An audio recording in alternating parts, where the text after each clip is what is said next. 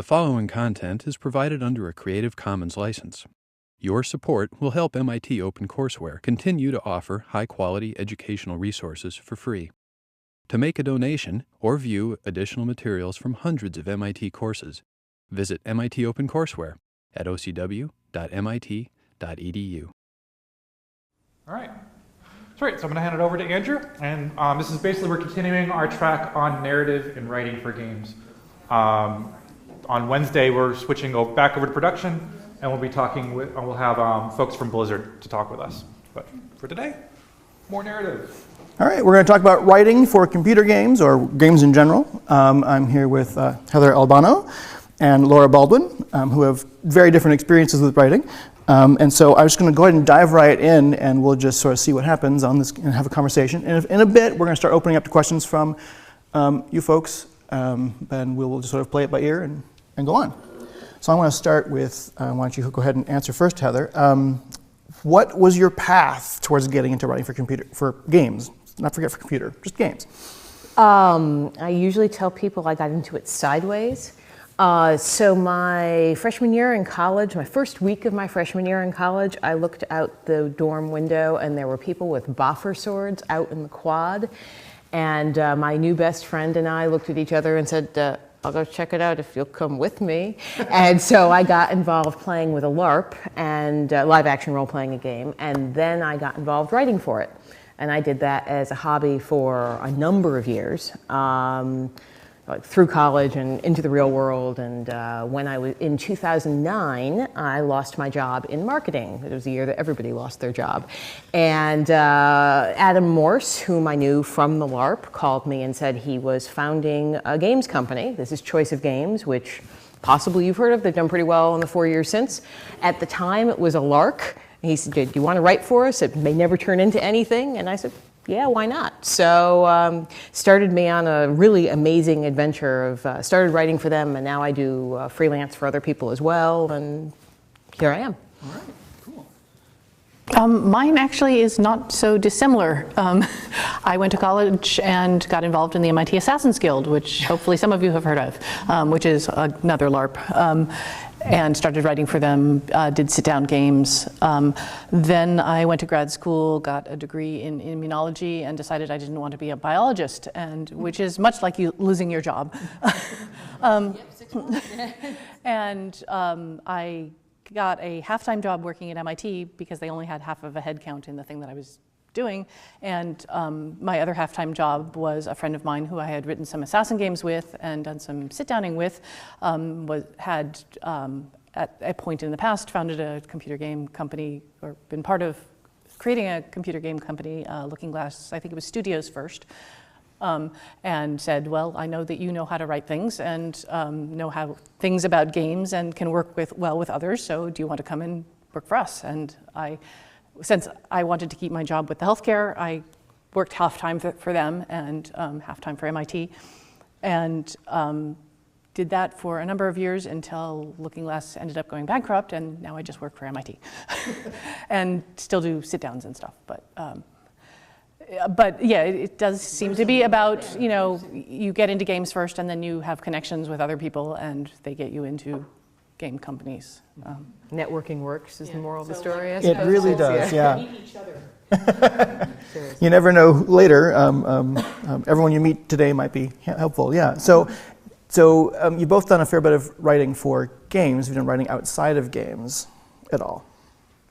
You want to take it first this time? So I work in customer support now, and that involves a lot of writing email back to people.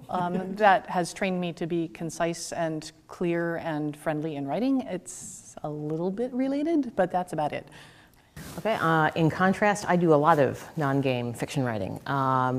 My dream job for years was to be able to write novels, and it's actually less so as I've had success in writing for games, which is fulfilling in its own way and pays a lot better than writing short fiction. But I've sold some short fiction and some poetry to magazines. I've self-published 2 novels, and that's sort of on the hobby side of my life these days.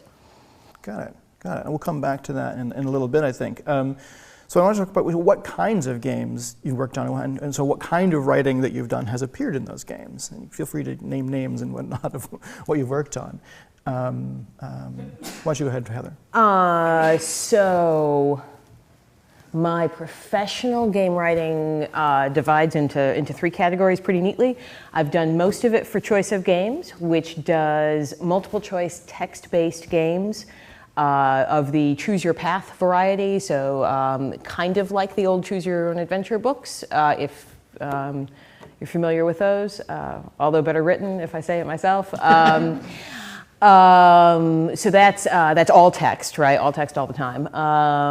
I was lead writer on Codename Cygnus 2 years ago now, which is an interactive radio drama, which is sort of the same idea in that it is all word-based, but obviously the interface is very different. And I have done some work on for paper and pencil RPGs.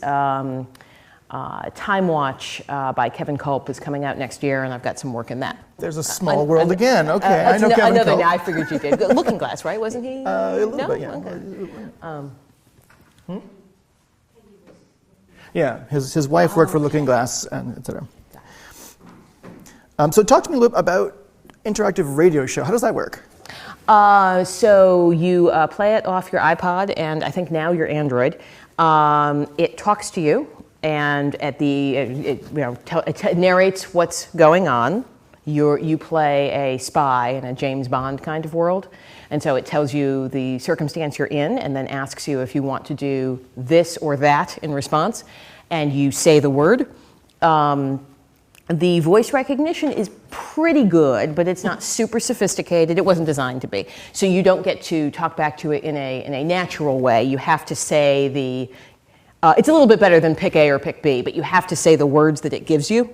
Got it. So you can say shoot gun, not villain or whatever. Exactly. Now, I draw the gun and duck behind the, no, I shoot the gun. But yeah, so other than that, it's mostly multiple choice. All right, so the behind-the-scenes mechanics are very similar to the multiple choice text adventure, yes. But it's text that's going to be heard instead of read. Exactly. Oh, all right, neat. And Laura. What was the original question? The original question is what sorts of stuff what kinds of games you worked on, and how did your stuff appear in there? So I was kind of since I was part-time, they didn't want to put me in charge of any specific levels or anything. So I did a lot of odd jobs.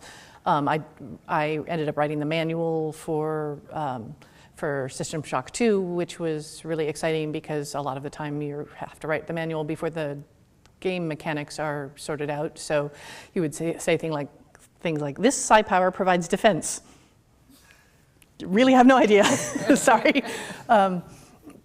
And then in Thief and Thief 2, I did a lot of sort of like random books that are scattered around, or dialogue that characters would say to each other. There wasn't much that characters said to each other. And then the guards and so on, you're trying to sneak around, and the guards are basically walking around being emitters of what they think is going on right now, which, if you're really sneaky, they're like, I have no idea anything is going on. I am bored. I see nothing. I hear nothing.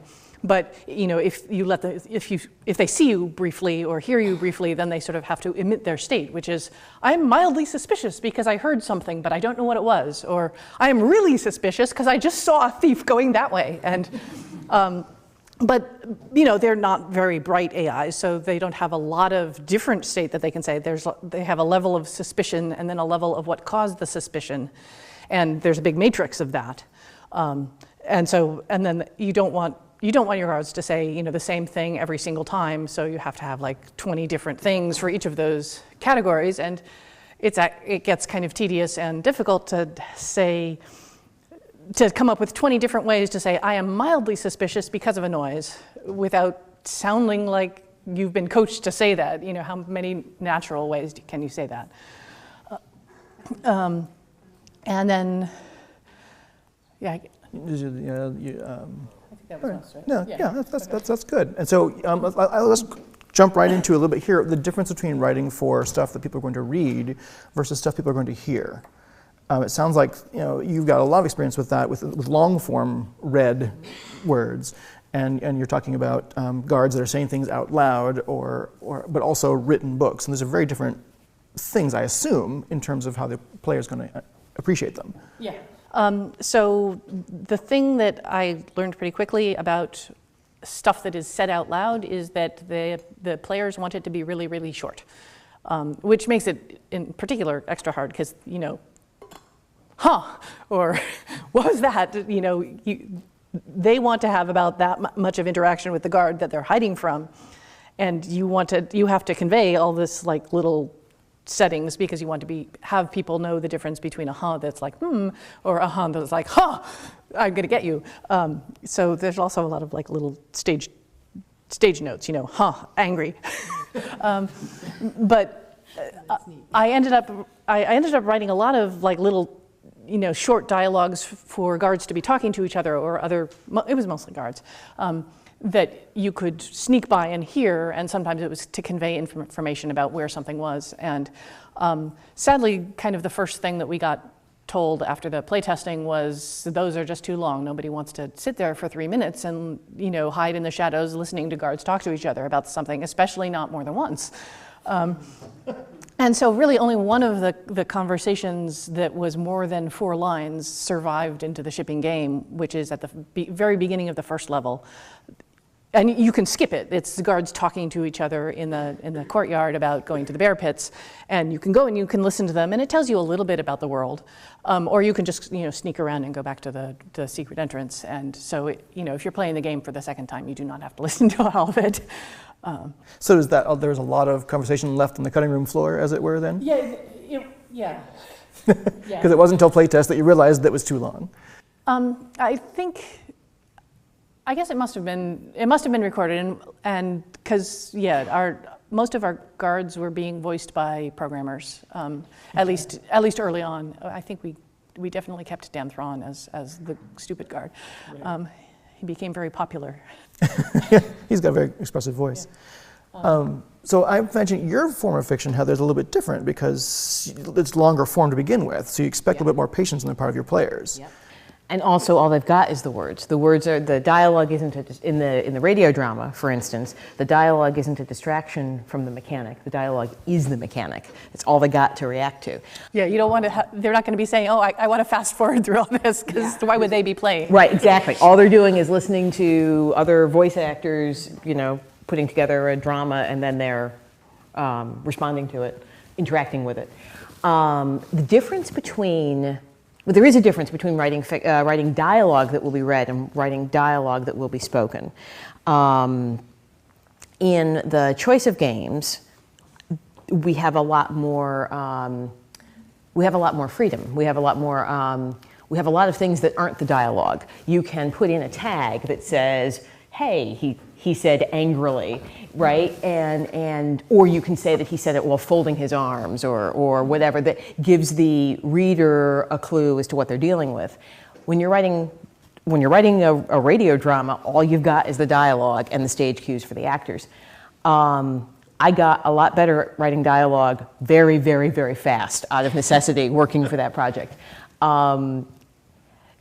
People who write traditional fiction will tell you that there shouldn't be a difference. You should always be writing dialogue that doesn't need the prose around it. You should always be able to get the characters' personality and how they're reacting to the particular situation just from their word choice, which is a great gold standard. There are some writers who do that very well. Dorothy Sayers, who wrote a series of mysteries back in the earlier part of the century, in the early part of the 1900s, does this very, very, very well. You can read.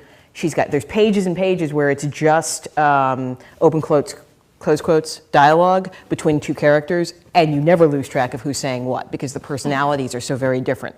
So very clear. Very, very clear. Most of the rest of us aren't that good. That's really the gold standard. But when you've only got dialogue to work with, you have to get that good. It forces you to think very hard about what the different characters are like. Sure.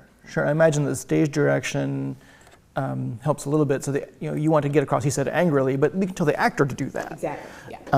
And then, of course, you probably want to pick actors with different sounding voices to help it along a little bit and that sort of thing. Yeah. Okay. That's more on the production end, but yeah. Sure.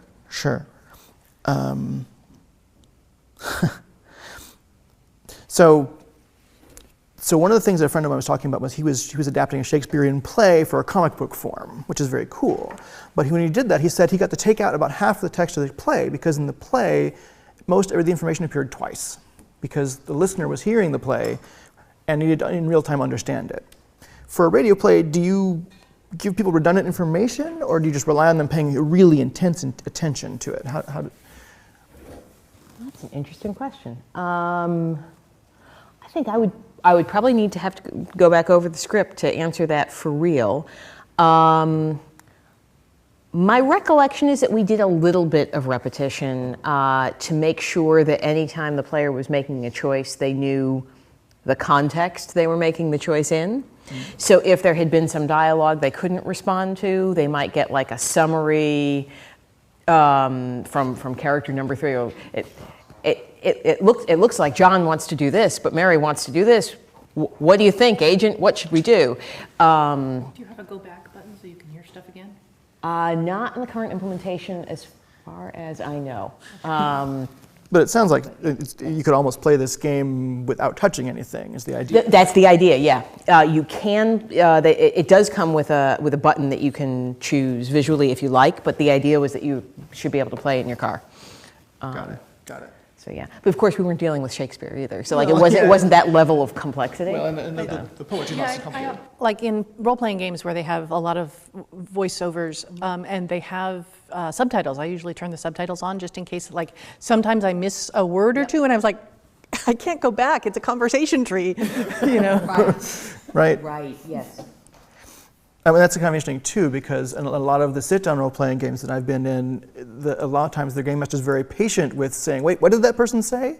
And if you missed it, well, we'll help you figure it out. But in this medium you're talking about, no, there's not a lot of help. If you missed it, you missed it, and part of the game is, in fact, comprehension the first time through. That's kind of neat.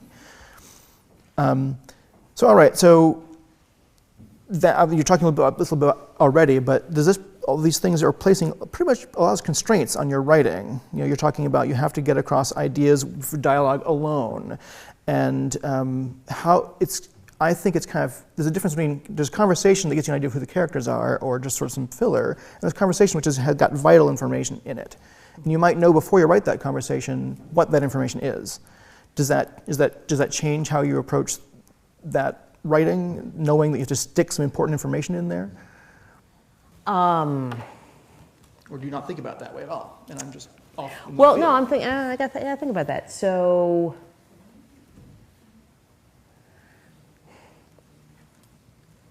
I think every scene has a particular point you're driving towards. If there are multiple choices in a scene, I'm thinking now choice of as well as Cygnus, then every choice has a particular piece of information that you're needing to get across so the player can make the choice.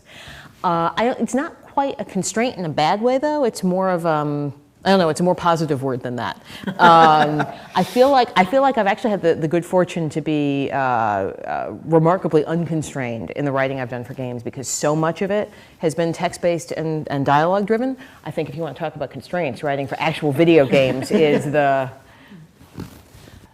So, I mean, yeah, the little grid of I'm suspicious is very constraining, but I mean, to some extent, the constraints are what tell you what you have to write about.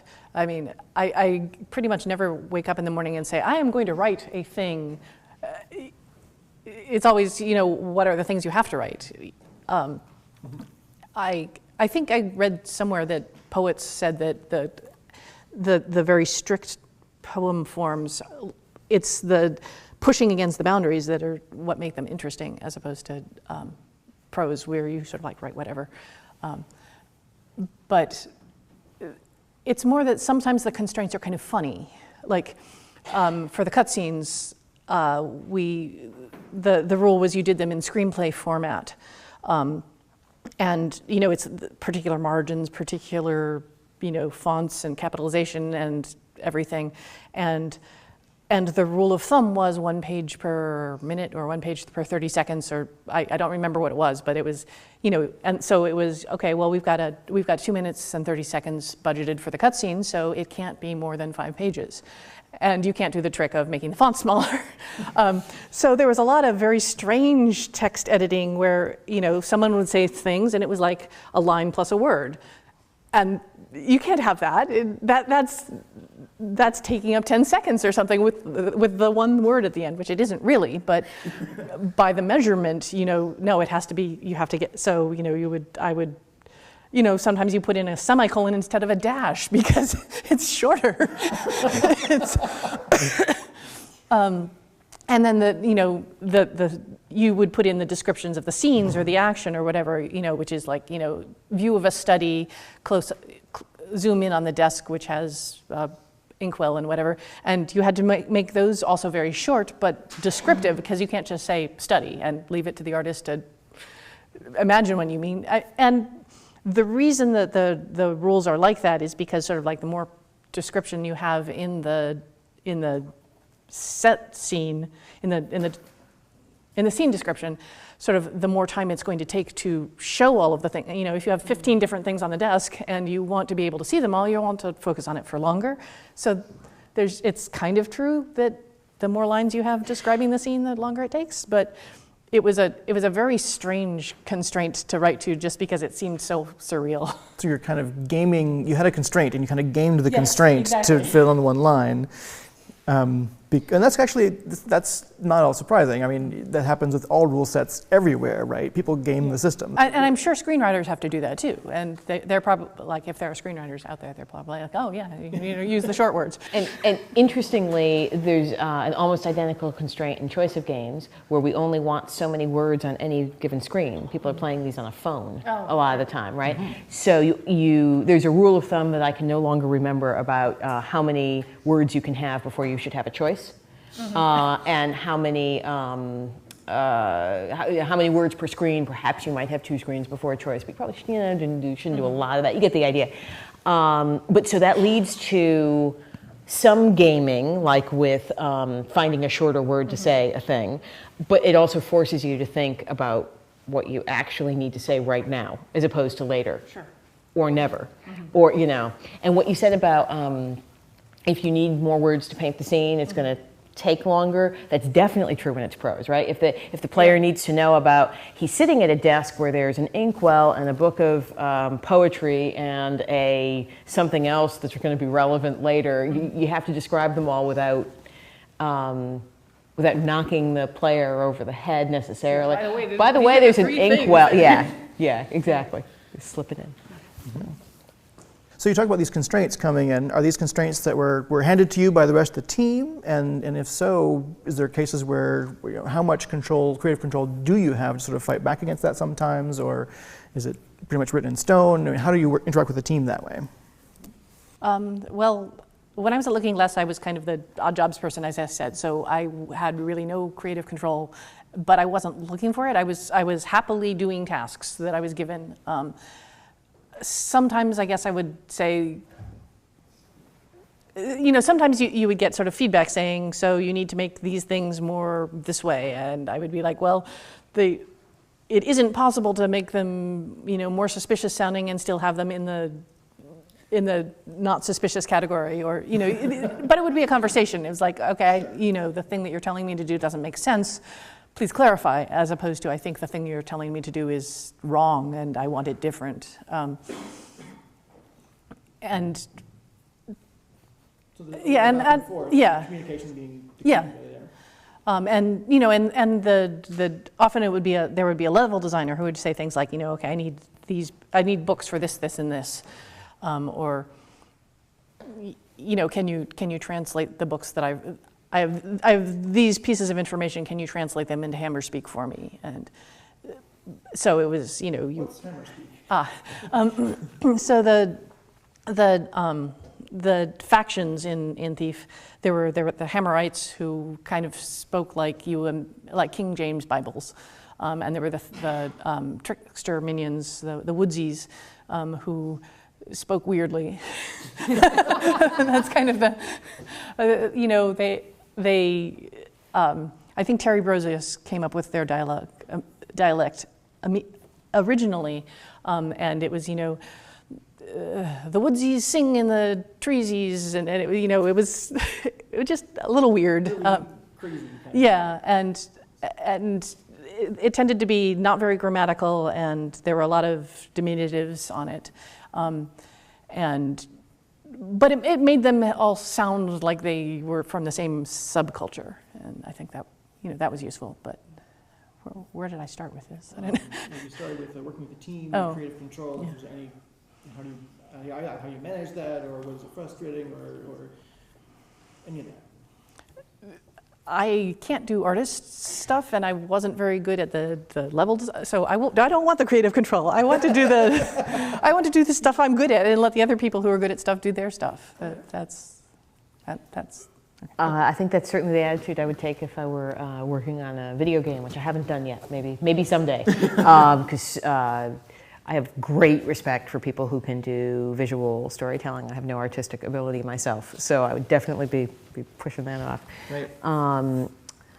The choice of games, I'm doing a solo project for the first time, galloping towards the end of a solo project. The other ones I have done have been co-authored, and so there was the first one, certainly I was kind of a junior partner learning and so the Choice of Broadsides was the first game I worked on, and when I joined the team it was all storyboarded, and so it was a matter of, right, well, I'm gonna learn how to do this, so I'll take that scene to start with, The second game, Choice of Romance, Adam Strong-Morse and I were definitely colleagues, and so there's a give and take in any kind of partnership, any kind of creative partnership for sure, where you have two people with different opinions on how to do, X and Y and Z, and so we have a pretty solid working relationship.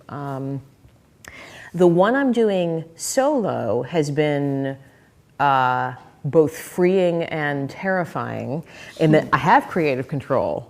Yay! It's wonderful. It's totally my story, and it's phenomenal. And it does mean, however, that when I don't know how to do something, there are times when I do kind of wish I had a co-author to say, I actually don't have any good ideas for this. Can you?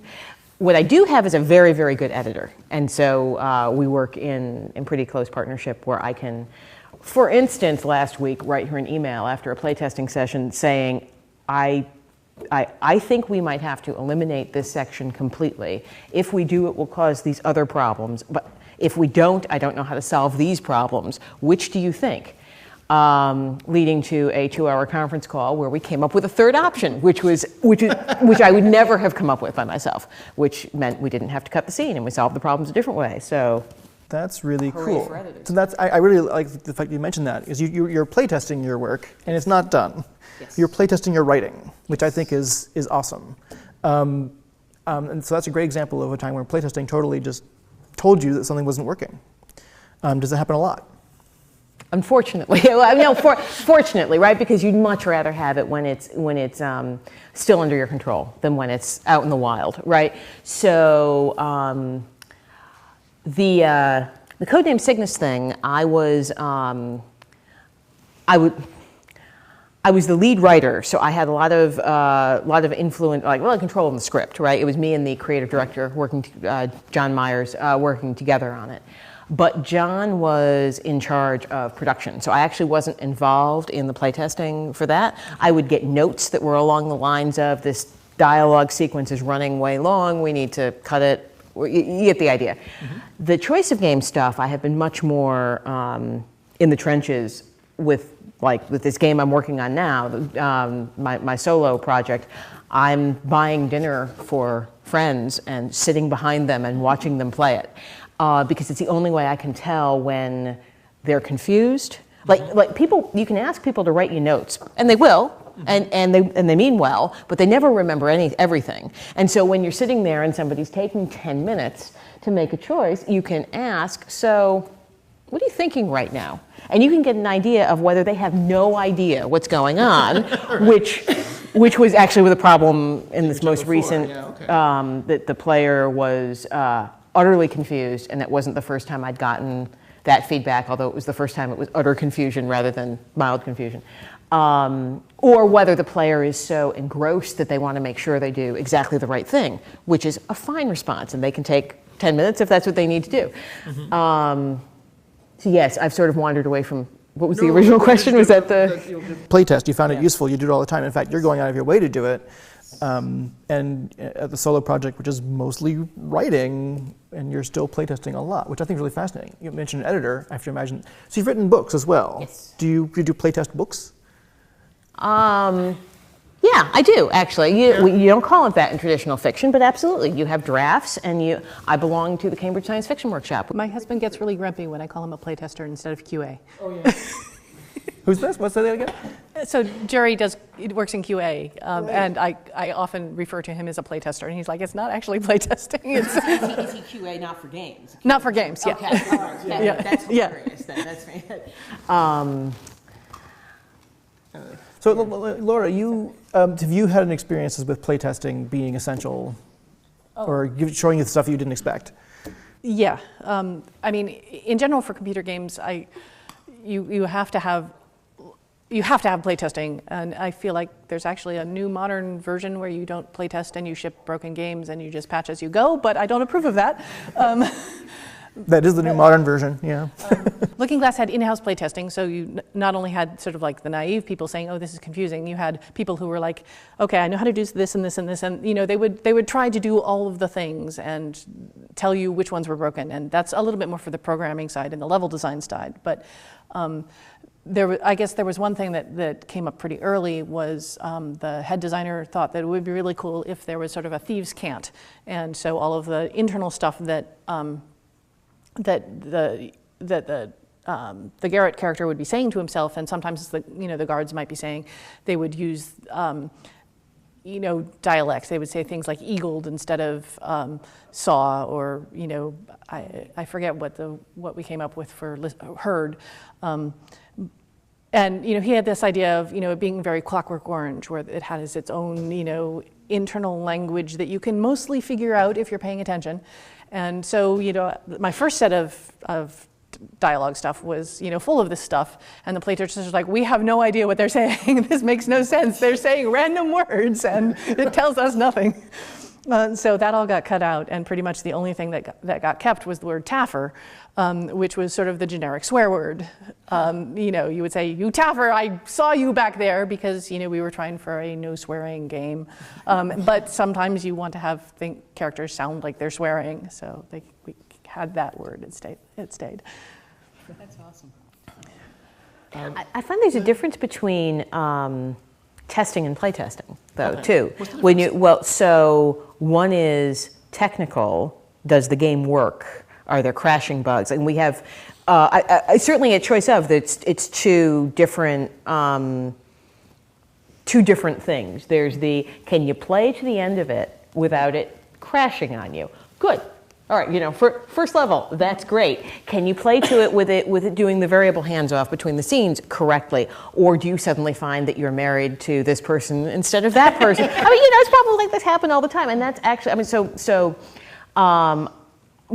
although my undergrad degree is in English, I did work in consumer electronics, so that such that I was working with programmers. I was in QA, in fact, a long time ago, before I was in marketing. And so thinking about it in terms of the black box testing of, are the variables being passed? Are the flags being set? Are there typos in the English on the screen? Everything capitalized? And then there's the play testing, which is, are you delivering the experience you're trying to deliver, which you can only tell by watching a human being play it. Got it. I like that you split those two apart, because when we talk about it in class, we often don't make that distinction, but I think it's an important distinction, that there's does it do what we think it does technically, and does it do what we want it to do emotionally or enjoyably or whatever. That's a good distinction. In consumer electronics, I worked for Bose Corporation. They separated it into verification and validation were the subparts of the test department. It was, did we build the thing right? And did we build the right thing? Awesome. Which I thought was pretty clever. I like that, yeah. I feel like from my experience, that it would be kind of more programmer bugs versus design bugs. Do the variables do the right thing? Programmer bugs. Does it crash? Programmer bugs.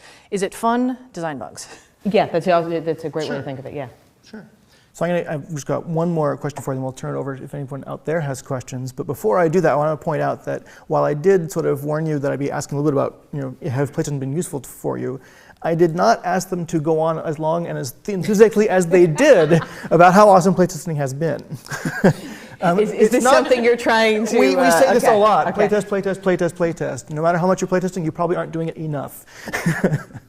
Anyway, so the last question I have kind of comes back to something you were talking about, how when you did your first project, you had the storyboards, and you're like, ooh, I'll take on this part, and another writer might take on a different part. Mm-hmm. Did you have any problems getting the voices to match? Presumably you've got different authors, different writers for different sections, but you want to feel like it's a coherent piece. You obviously want to write in a similar style to the other writers.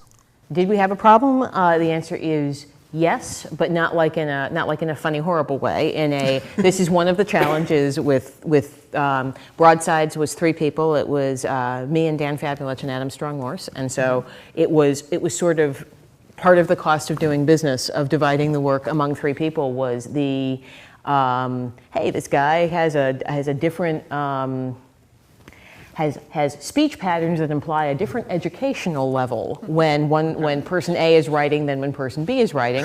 Either is fine for a sailor in the Napoleonic era, but we should pick one. Like these were bugs in the spreadsheet when we were like, okay, we got to fix that because so and so sounds like he has a split personality.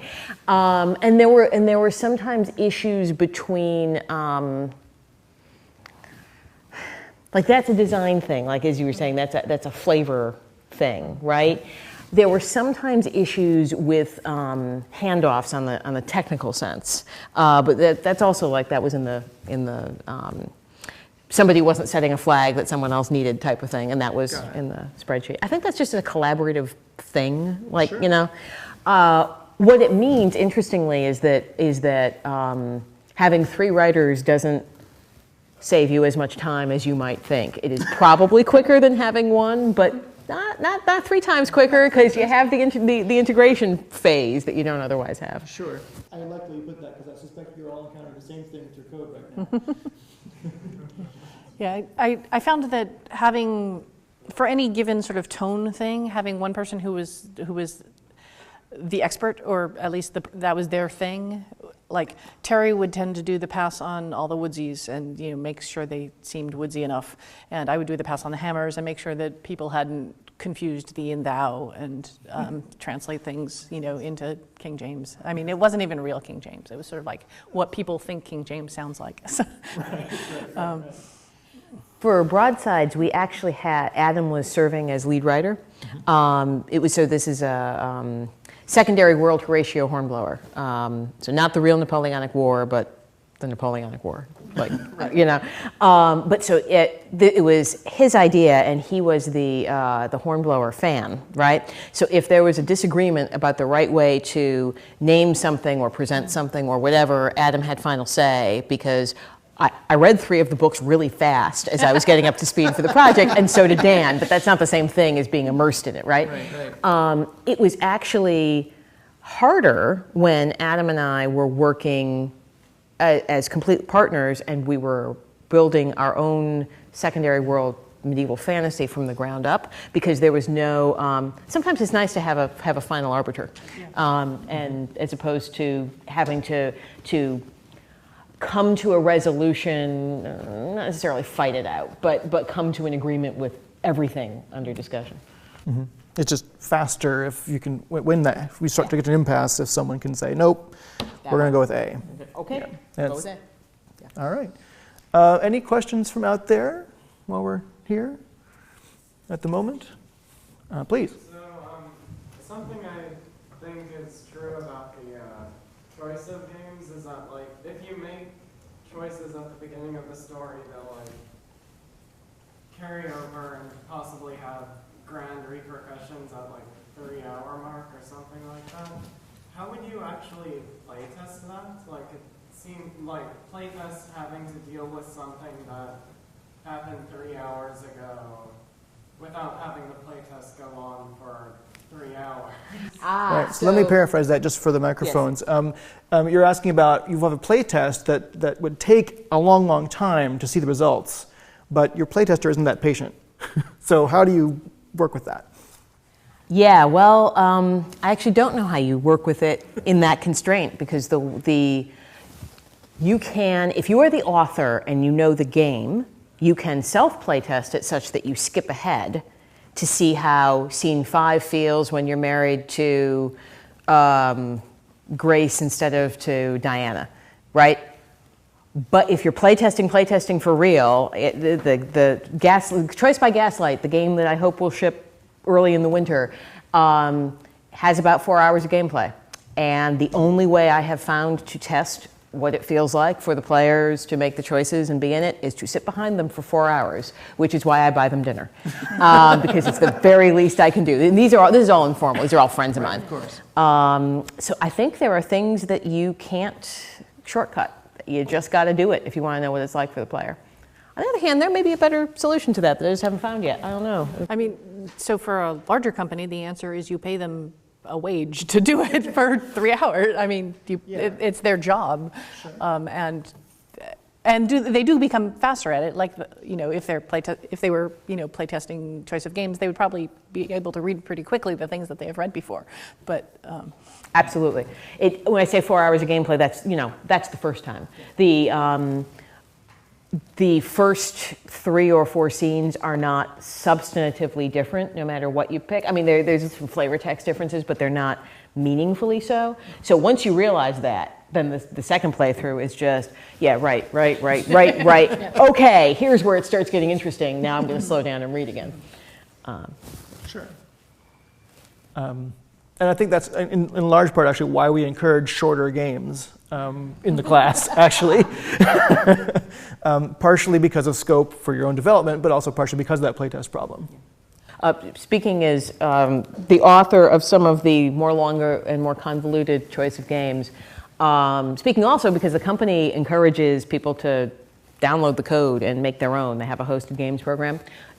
You shouldn't start with long, convoluted anything. You should start with, seriously start with something short and simple, and prove that you've got the language and you've got, and then branch out into things that will take you forever and lots of dinners to properly test. Well, what might be a good sort of first project there, like a conversation, or a one-page short story that ends up being, obviously branching a lot more writing than that. So.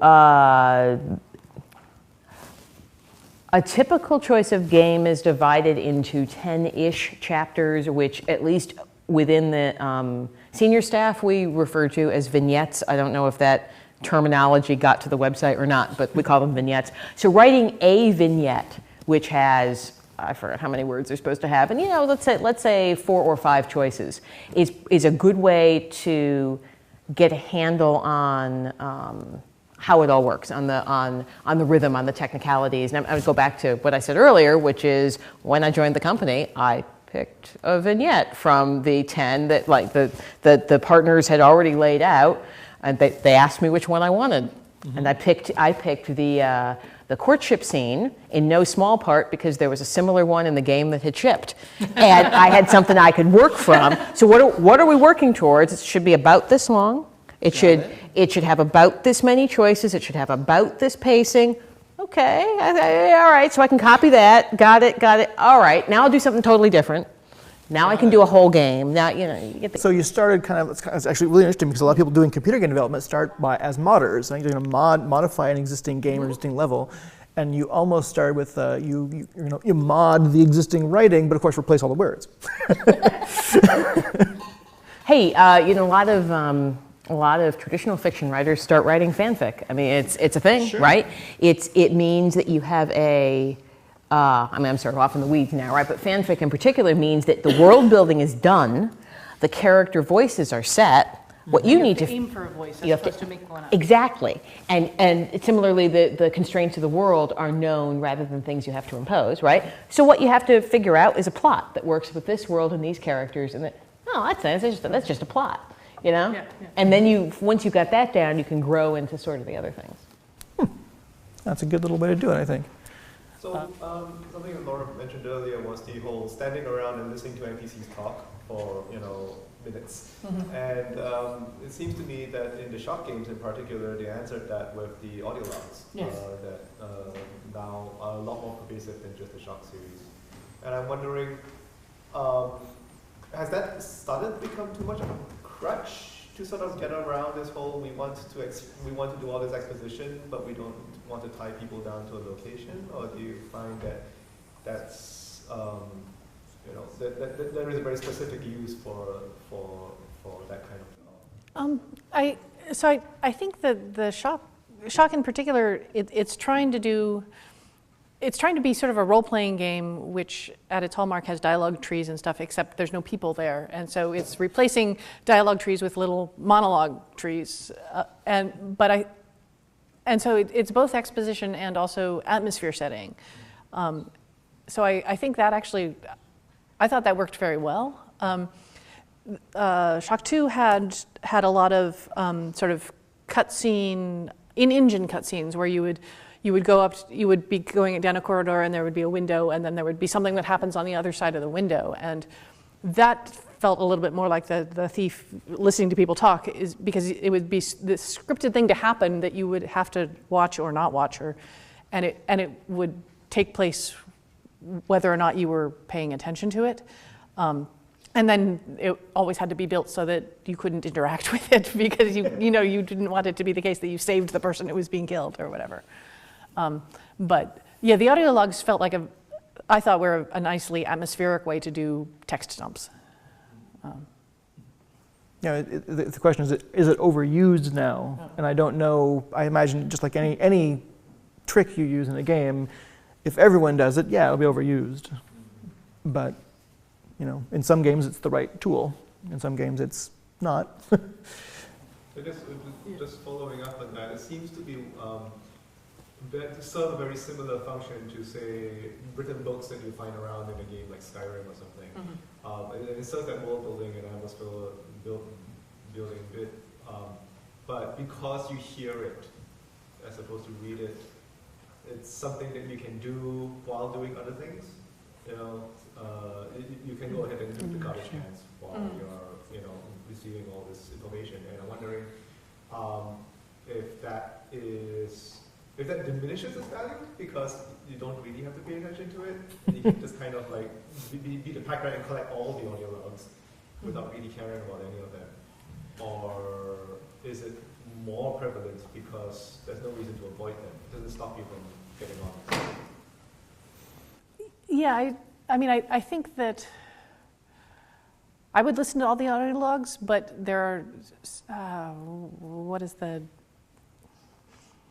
are some games that have had too many books. I could not possibly read all the books, and so I didn't.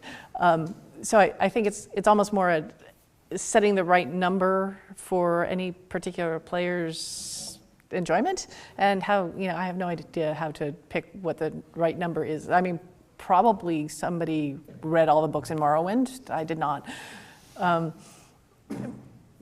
player specific yeah. too, I imagine. Some players will read none of them, some players Yeah. will read all of them.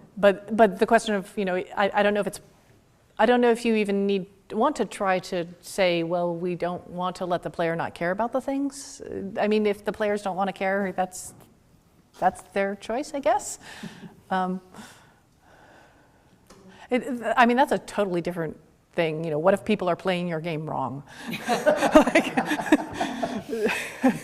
Yeah. Out there, right? Yeah, so there's the question of, should you be able to use the mods to let you just kill anything? Is that playing it wrong?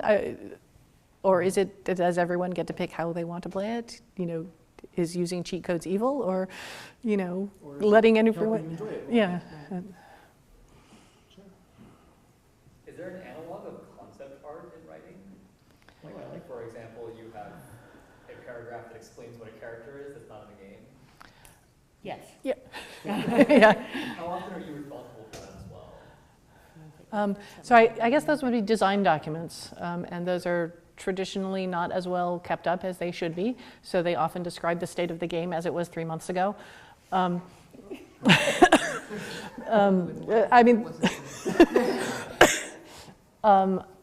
Those tend to be written more by the higher level people than I ever was. So they would be, there would be the overall design document. Here's what we want the game to be like. Here's what we want this level to be like. But that is a good way of being sort of a reference of a tone reference or a gameplay. Here are the things we are aiming for, and you can always go back and look at that. Specifically character, you said concept art. So were you thinking characters, or were you thinking game overall? Or? They talked about concept art being partly to explain to the artists what they're going to do, Sure. and partly just to inspire the team, which I thought was an interesting Right. idea. Okay. I see that. So the games I've worked on, all the games I've worked on actually, except for the RPG where I was in the world building part of it, have had character Bibles, separate from other design documents. So there's the design documents that say, Choice of Broadsides will have 10 vignettes, and this is the one where you capture a prize ship, and here are the 5 main choices, and here's the one where you have the evil lieutenant over you, and here are the 5 main choices.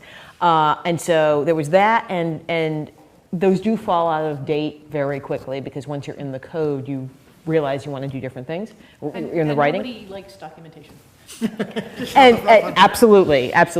But the IT now. Still true. The character Bibles, though, I have found to be more inspiring, right? And so you sit down and you say that you can do it in a few lines, right? The backstory of this character is this, and the things they care about are this, and I recently learned a technique. Richard Dansky from Ubisoft is a friend of a friend, and boy, is he a very, very, very skilled game writer. And technique he referred to was, what was it? It was interview questions, right? But the point is you answer them in the voice of the character, not just what the character would answer. Their favorite, their best friend is Susan, but there's a difference between a character who says, Bob, he's always got my back. And I first met Susan when we were in kindergarten, and we were friends all through elementary school, except for that time when we had a fight in 6th grade over and you know something about both of the speakers just from the way they answer. Most design documents are not necessarily inspiring, but something that is possibly more so is the 1 minute of gameplay. And it's sort of like the little narration of what you're doing as some random moment in the game and why is it fun.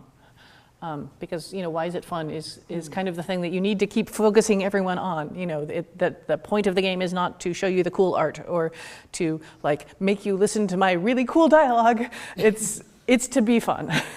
And I think that if you can write a 1 minute of gameplay, which is somewhat inspiring for your designers and programmers, then that's really good.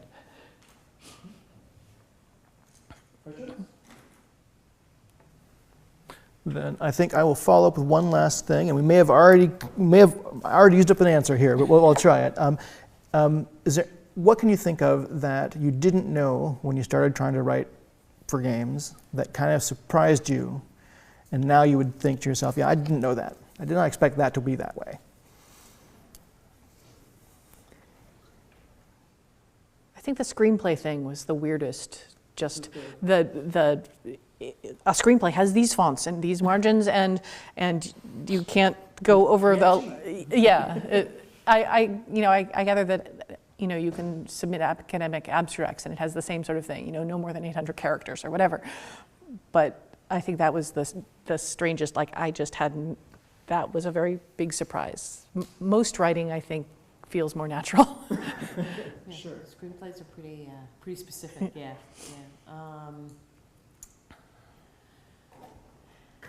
My personally speaking, my biggest surprises have all been the positive ones.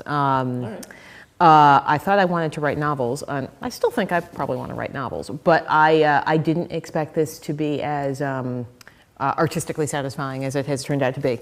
Now, granted, I'm in a pretty narrow writing field. What I do is not typical of, what Laura's done is more typical of writing for the games industry.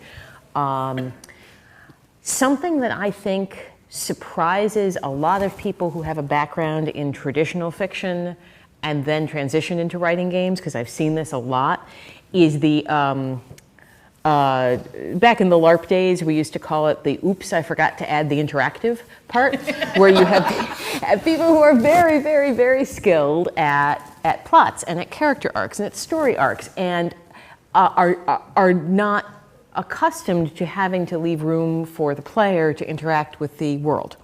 And this is, I think, a problem you get specifically when you have somebody transitioning from non-interactive fiction to interactive fiction. I think I was fortunate that I made those mistakes very early when I was running LARPs when I was in college, and learned those lessons fast. Right. It's sort of at least at that time doing Quest at Wesleyan was one of the typical first-time jam mistakes was putting too much on their staff members, their non-player characters, and not giving enough room for the players to play the game and affect the world and impact what happens. You can't impact what happens because we have the scene for the end. No, it's not a play. Right. Yeah. I have another answer. Okay, excellent. It is awesome how cool your writing sounds when it is spoken by an actual professional voice actor. And I did not expect that. As opposed to programmers? Or by me, like when I say it in my head, and then there was a little ritual at the end of Thief where the dark god is doing this ritual, and I was like, well, he's doing this thing. He has to say something. You always have to have a poem for a ritual. So I wrote him a poem to be saying. And then the actor for Constantine came in and spoke it in his dark god voice. And it was awesome. And then even better was when it was translated into French and spoken by the French dark god, and it still rhymed. And I was like, they translated my doggerel into doggerel in French. Oh my God. And that was neat. All right. Well, thank you both very much for coming and sharing your experiences with us. You're very welcome. Thank you for Welcome. having me.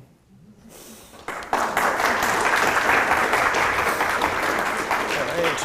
I'll stand near for the microphone. Yeah, thank you. So it's 2:08. We're going to give you a few more minutes to take a break. They're going to be here. How much time do you all have?